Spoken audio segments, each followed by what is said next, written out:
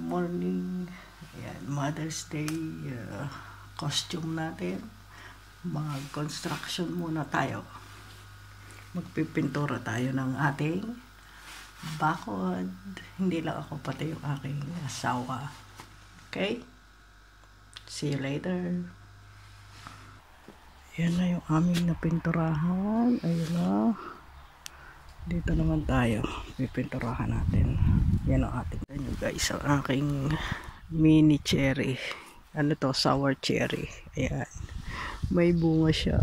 Ayan. Almost 1 year ko pa lang yan nalilipat. Oh, may bunga. Ito pa yung isa. Ito pa yung isa. Oh.